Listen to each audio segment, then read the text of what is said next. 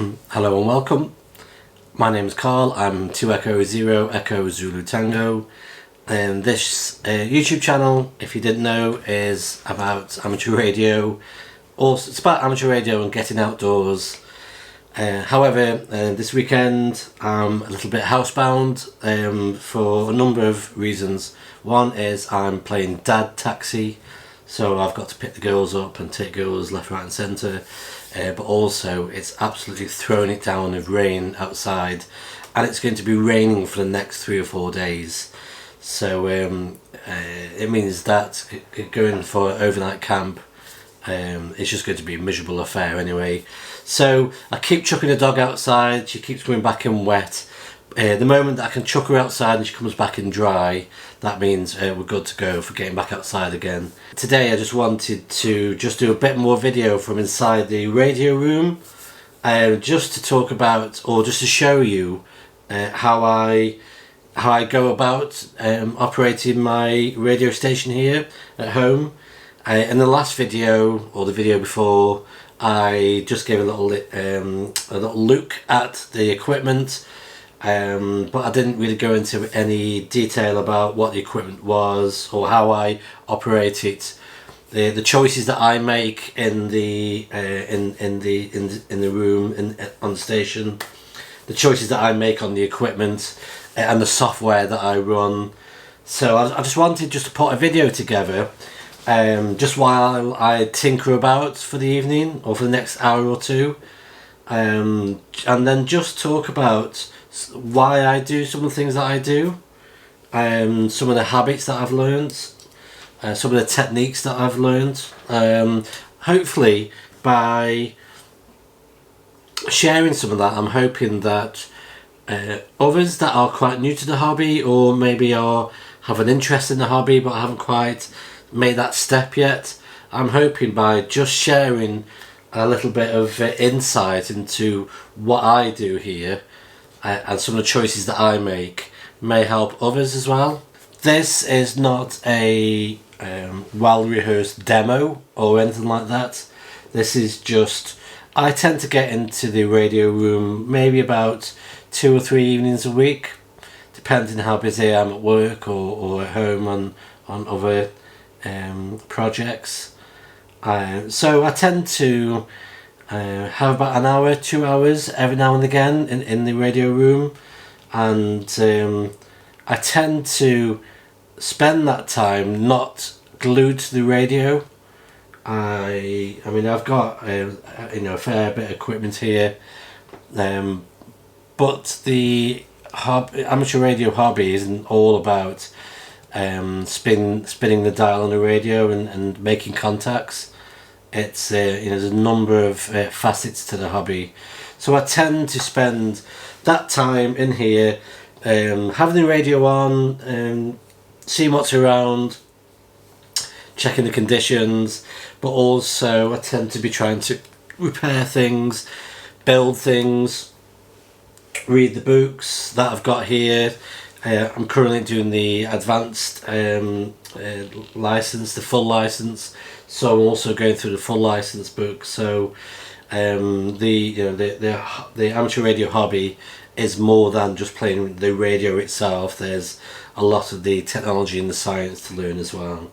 So what I tend to do in a typical session in here, I tend to I have a number of different pieces of software running, sometimes just in the background. So over here I have a couple of pieces of software that check the solar conditions, the effects of the space weather on propagation.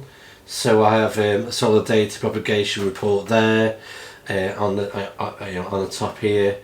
And today it's looking a bit pants really. 40 meters, 80 meters as may pick up during the evening, but 20 and 17 aren't very good at all. We have had quite a number of days of no sunspots. It doesn't mean that there's nothing on the radio, it just means that it changes the way that you have to try and think about how you're going to operate the radio. and what bands and times of the day you want to try and operate. So I'll tend to look at the Ionosprobe and the solar data, tend to get an idea what's going on. I also run a Telnet skimmer.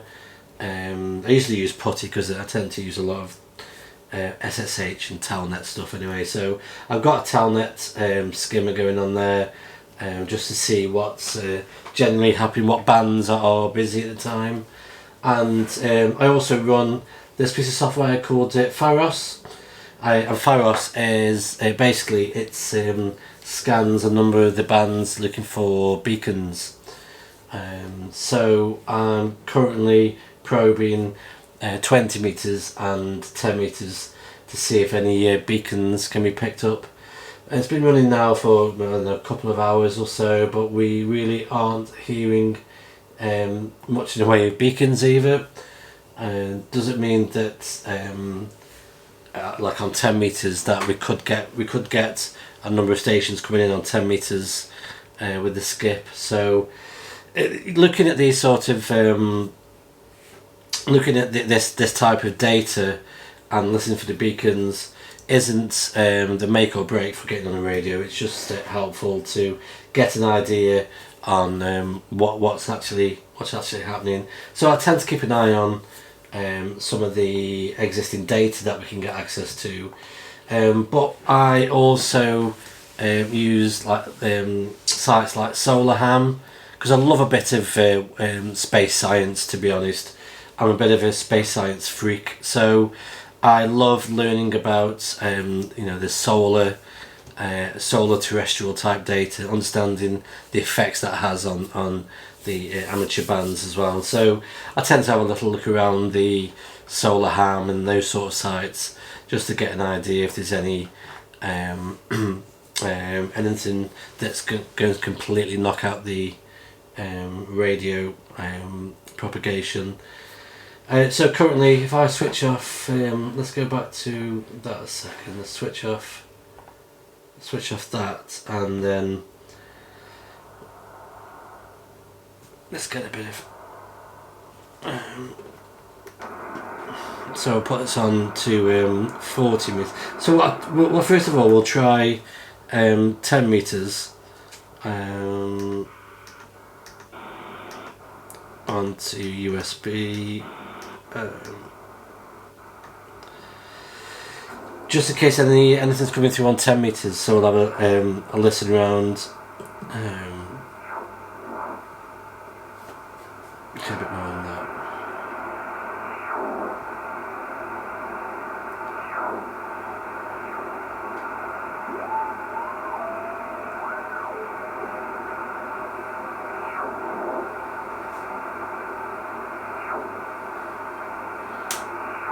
Okay, so yeah, 10 meters, nothing at the moment on 10 meters.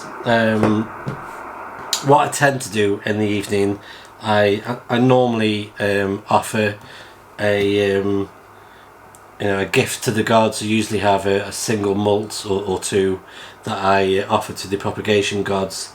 But tonight, because I'm actually running out in a taxi, and well, I'm actually picking my daughter up and my wife up from going out. It's cup of tea time. Okay, so nothing on 10. It's always worth. I mean, the time at the moment is 5 to 8 in the evening in the UK. It's always worth giving 20 meters a chance, even later on to the evening, because you can sometimes pick out 1 or 2 gems at that time of the evening. But with the conditions being quite poor at the moment. Okay. So we'll try 20 meters, see what we can get.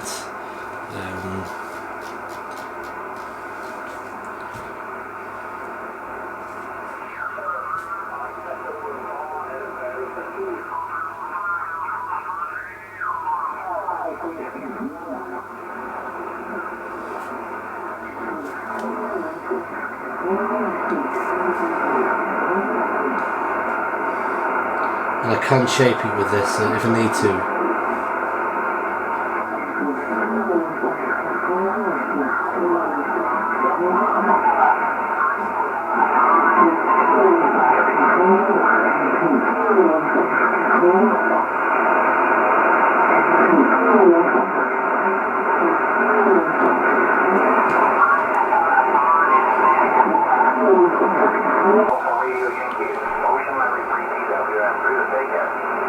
2 Echo 0 Echo Zulu Tango.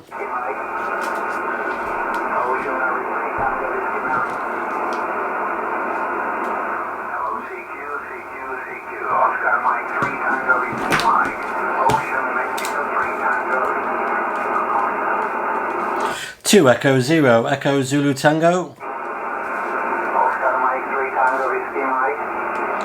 2 Echo 0 Echo Zulu Tango.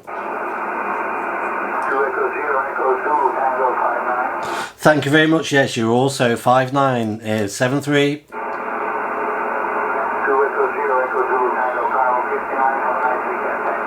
Yeah, thank you very much. 73. Okay, that's not so bad. I keep a paper log. I'll just use the camera here. So I tend to keep a paper log. I have a scrapbook here when I can't quite work out what their when I can't quite work out what the station is. I tend to scrap it in there. It does go in here. I don't always keep a very tidy log. I used to use a log that was synced up all the time, which is great, especially when I have plenty of time and I have more time in the radio room and I'm trying to keep up with how many continents I've been in contact with, and am I chasing any continents. I enjoyed that, but this past year I haven't really got the time to keep that level of sport up, so I tend to make a log in here. I can get an idea of how, some days I can get a dozen or so contacts in a couple of hours, some days getting on, so that's just the way it goes. So 20 meters is working okay. We've I heard a couple of stations. I might try and just go for one more on here and then I'll try 40 meters.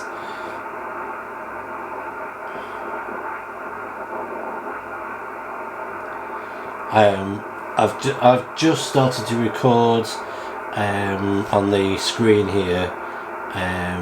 It's called PCC for FTdx1200. It's a piece of software that actually gives a visual representation of the FTdx1200.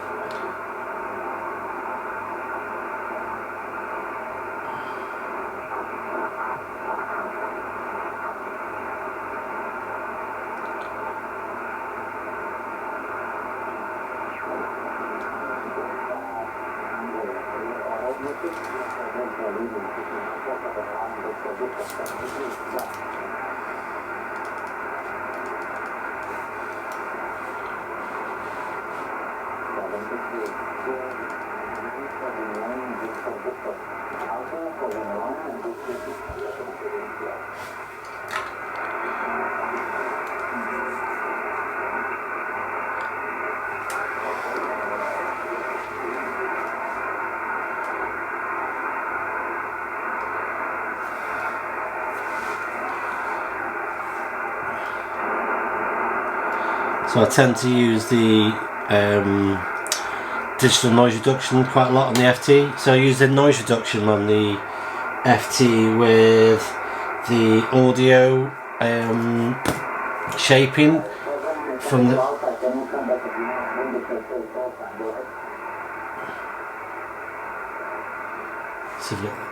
See if I can try and shape this audio a bit more.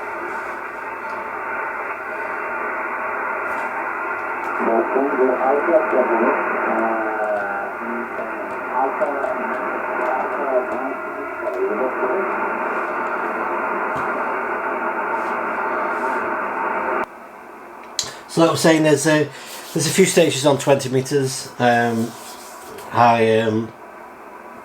may just hang around and try and pick some of those up as well. I tend to I'm not a highly competitive operator. I just tend to just have fun on the radio. I do like the special event stations. I like to collect them. I don't tend to hang around too much on pile-ups. I just enjoy scrolling around, getting a couple of contacts in, pottering about in the radio room. Try a bit of 2 meters, 10, hopefully, 20, 40, sometimes 80, but not tonight. 80 meters, taking the wire down at the moment. I use the bench over. Let's just get some. I use the bench over here as well. I do a bit of editing on there, but I use this for soldering or just repairing or breaking stuff and repairing stuff, and then tend to just. Okay, so we'll try a bit more on 20 meters, see what's going on, and then we'll. I'm forever hopeful that 10 meters will have a flash of a few contacts on there. So I always tend to flick between the band that I'm working on and onto 10 meters during the summer. See what's going on.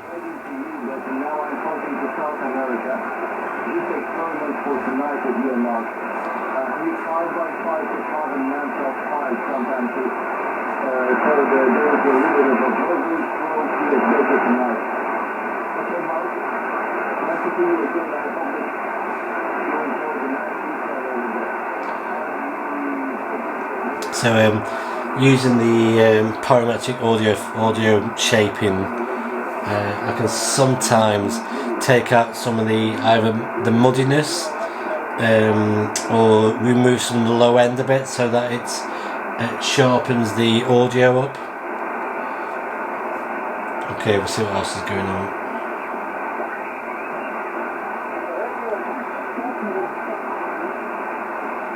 And I mentioned on the previous video that I don't tend to watch the dial so much. I tend to just listen, so I can be just doing a few different things and just tend to scroll around and just try to pick up that there's a station nearby and then tune in, and then I'll just look at the actual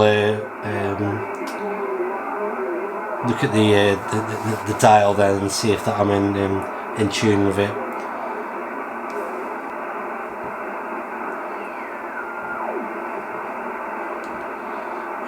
Some evenings I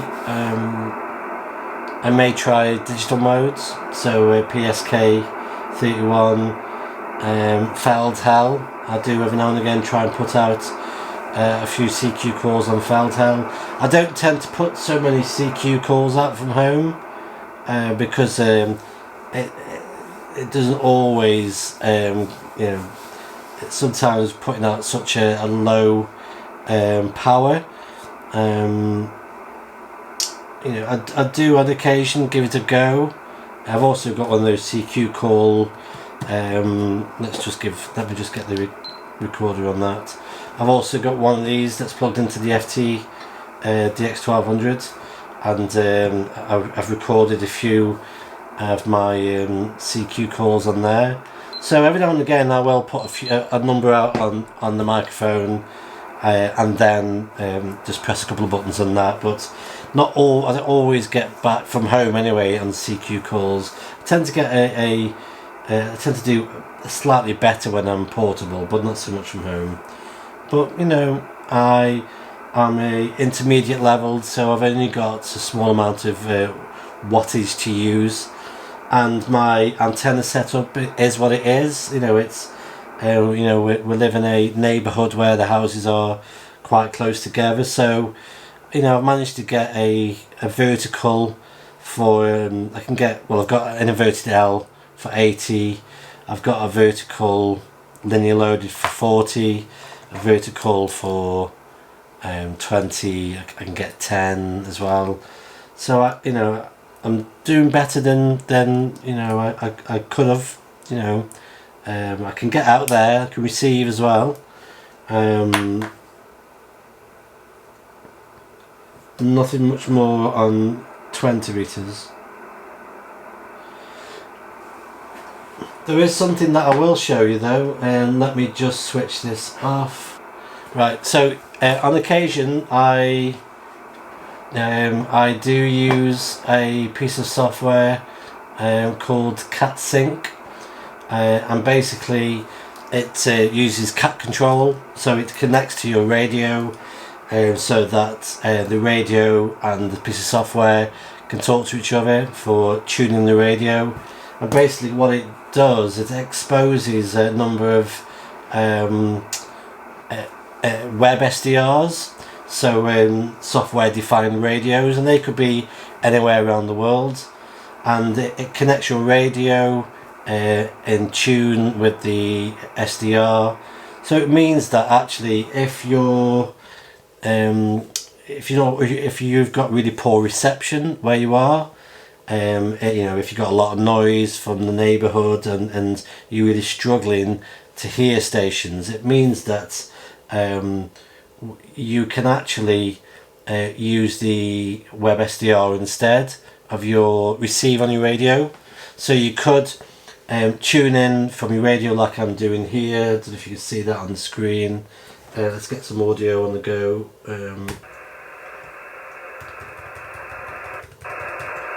So this is the audio coming through from the computer. If I just tune in there.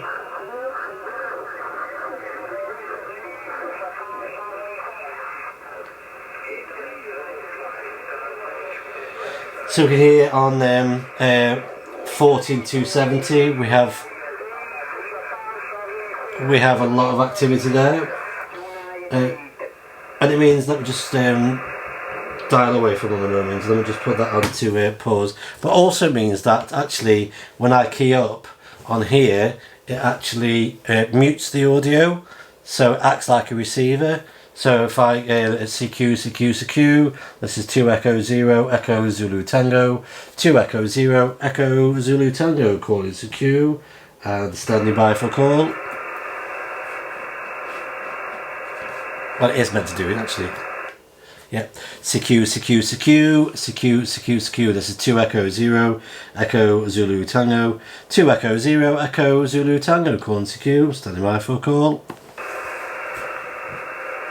And obviously with an SDR there's a delay, there's a slight delay with what arrives in your radio, because if you can pick it up on your radio and pick it up on through the SDR, there's a delay obviously because they've all the signal, the audio has to travel a bit longer to get to where you are. The web SDR picks up the RF, converts that and passes that through the internet to your radio, to your computer, so it adds a delay to that. But it means that using CATsync, let me just turn that off. Oops. It means using the CATsync that actually if you are in a situation where you cannot pick up, receive very well, you can get around that. If you've got a wire in the air that you can transmit through, then that you can still try and make some use of your lot as it was.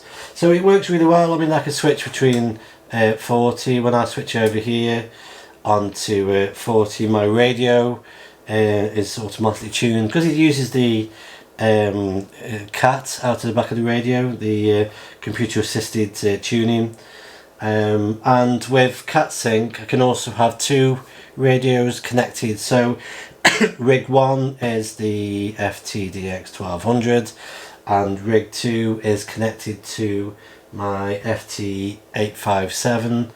So if I'm doing a 270 or 10 if you want, or 6 on the FT857, I can use either one on the CATsync to actually just to receive on here. Now obviously for the purists, this might sound like hell. So obviously for competitions and contests and people are collecting like points and stuff. I think with SOTA, I think you can use this. I'm not quite sure, but I tend to, if I give a radio report out, I tend to, if I've got chance, I try to explain that I'm picking up 5.9, but I'm using a web SDR from a local setup. And if we can get into more detail, because on the web SDR, it tells you their setup, and the one that I'm using is one that's based at Nantwich at the Secret Bunker, which is a fantastic. In the UK, we've got a fantastic listening station at the Secret Nuclear Bunker. The Secret Nuclear Bunker is the one that if you follow all the signs, you can get to it. So that's the secret one that I'm on about. Hat Green, sorry, it's called Hat Green Nuclear Bunker. So I tend to, on occasion, use that if things aren't looking so good here. But I can usually pick up very similar to Hat Green on occasion. Maybe not tonight though, let's have a look. So some nights it can get really noisy. If you're like me and you live in a built up area, lots of houses, especially during darker evenings or whatnot, people tend to have all sorts of things switched on, and it lifts the noise floor. So sometimes, on those occasions, I might use a web SDR to help me out. But where I can, I tend to just do everything from the radio itself. But so even just using it as a visual guide, sometimes you can see, we've got a few big stations happening. So let's see what's this going on here. There's lot of local chatter really with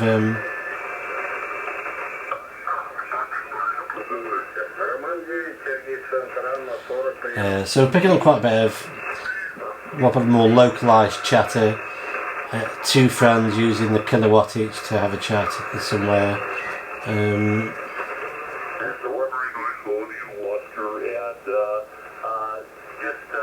have not been to Hamburg. I've been as far north as Munich. Working conditions are okay. Let them chat a bit. So the Hat Green, they're using a double-sized G5 RV antenna, so that it works really well. There's they've got quite a bit better height and a bit of clarity, a bit of they're away from a lot of noise. So it's a wonderful listening web SDR receive. So I tend to use that. So my evening tend to just potter about like this, pick a few stations up, read a little bit what's going on the internet.